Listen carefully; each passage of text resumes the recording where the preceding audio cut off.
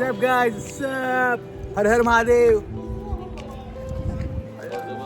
हर हर Mahadev sir जी. नमस्कार मित्रांनो, माझ्या व्लॉगमध्ये तुमचं स्वागत आहे. तर लास्ट इयर मी महाकुंभला गेलो होतो. 144 इयर्समध्ये पहिल्यांदा येणारा तो महाकुंभ होता. मग मी, नयन, तुषार आणि अण्णा आम्ही असे चौघे बाय रोड कारने आम्ही महाकुंभला जात होतो. तर महाकुंभला जाताना जो आमचा पहिला डेस्टिनेशन होता तो होता उज्जैन. तर मग उज्जैनला आल्याच्या नंतर आम्ही उज्जैन महाकालला गेलो आणि तिथला हा पहिला आमचा व्हिडिओ आहे. बाकीचे जे आमचे महाकुंभचे पार्ट्स आहेत ते पुढे तुकड्या तुकड्याने येणार.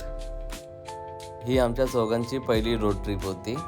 ह्याच्या पहिला आम्ही कधी पण रोड ट्रिप केली नव्हती आणि एवढा लांबचा प्रवास म्हणजे मुंबईपासून उज्जैन, मग उज्जैनच्या नंतर UP असं करत आम्ही ऑलमोस्ट 3200 किंवा 3700 किलोमीटरचा प्रवास केला होता.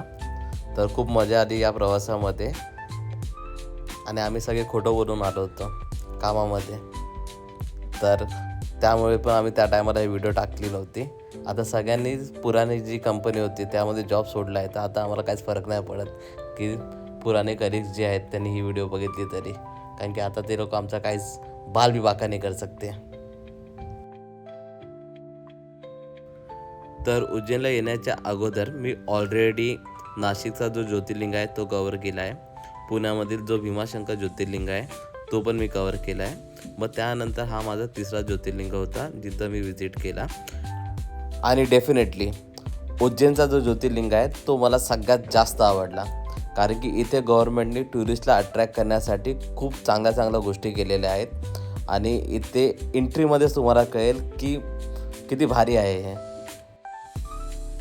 मंदिराच्या आतमध्ये जेव्हा तुम्ही येता, मग आतमध्ये आल्याच तुम्हाला एक पीस ऑफ माइंड भेटतो.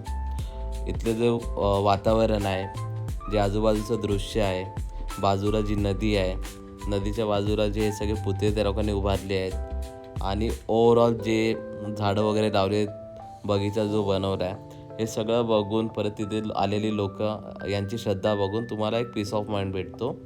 तर डेफिनेटली तुम्ही इथं विजिट केल्याच्या नंतर तुम्हाला ते जाणवेल. असं व्हिडिओमध्ये जेवढं मी सांगतोय तुम्हाला कळणार नाही, पण तुम्ही एकदा तिथं विजिट करा, तुम्हाला पण एक पीस ऑफ माइंड भेटेल. आणि आमची ही बजेट फ्रेंडली ट्रिप होती. तर उज्जैनला आल्याच्या नंतर आम्ही एक बॉईज हॉस्टेलमध्ये रूम घेतली होती. काय ते 400-500 रुपयेच गेले होते. तर आमच्या चौघांमध्ये ते पर पर्सन 100 रुपये आले. त्यामुळे आमचे पैसे पण वाचले. त्यामुळे एक वेगळाच पीस ऑफ माइंड पण होता आम्हाला, कारण की आमचे पैसे पण वाचले होते. आमचं दर्शन कंप्लीट करायला खूप जास्त टाईम गेला होता. त्यामुळे पूर्ण दर्शन घेता इव्हनिंग झाली आणि आम्ही बाहेर पडालो. तर आम्हाला जो संध्याकाळचा जो वातावरण होता तो खूप असा सुंदर एक वातावरण आम्हाला बघायला भेटलं.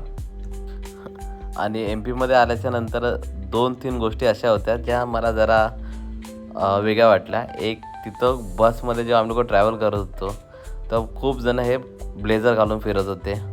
तर आम्हाला वाटलं सगळे नेटवर्क मार्केटिंग करणारे लोक जास्त आहेत. नंतर माहिती पडलं की इथं कॉलेजमध्ये जी पोरं जातात ते मोस्टली ब्लेझर वापरतात.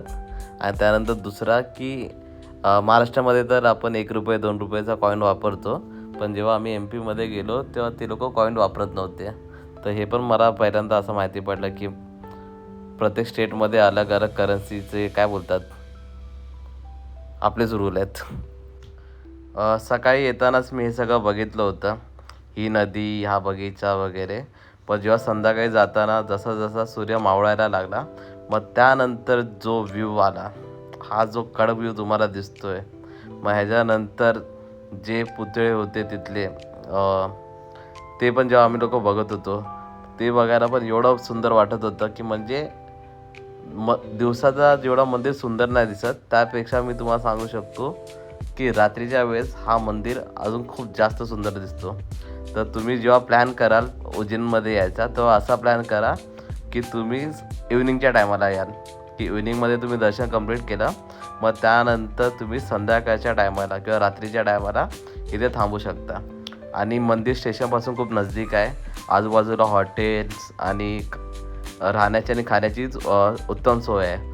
त्यामुळे तुम्ही लोक काहीच म्हणजे टेन्शन फ्री तुम्ही मंदिरामध्ये थांबू शकता. मग त्यानंतर आपल्या हॉटेलला जाऊ शकता, जे आम्ही केलं. यावर्षी मी पुन्हा एकदा उज्जैनला जाणार आणि त्या टायमाला मी एकदम डिटेलमध्ये कसं तुम्ही उज्जैनला ट्रॅव्हल करू शकता, कुठे हॉटेल स्टे घेऊ शकता, असं एकदम डिटेलमध्ये ते मी कवर करेन. तर तुम्ही पुढची व्हिडिओ नक्की पहा. आणि ह्याच्यानंतरची जी माझी सेकंड व्हिडिओ येईल ती येईल की आम्ही जेव्हा महाकुंभला गेलो होतो आणि महाकुंभमध्ये जी मजा केली, महाकुंभमध्ये जे लोकांना बघितलं, जो आमचा महाकुंभचा एक्सपिरियन्स होता तो मी तुम्हाला शेअर करेन. तर नक्कीच आमचा जो दुसरा व्हिडिओ असेल तो तुम्ही पहा.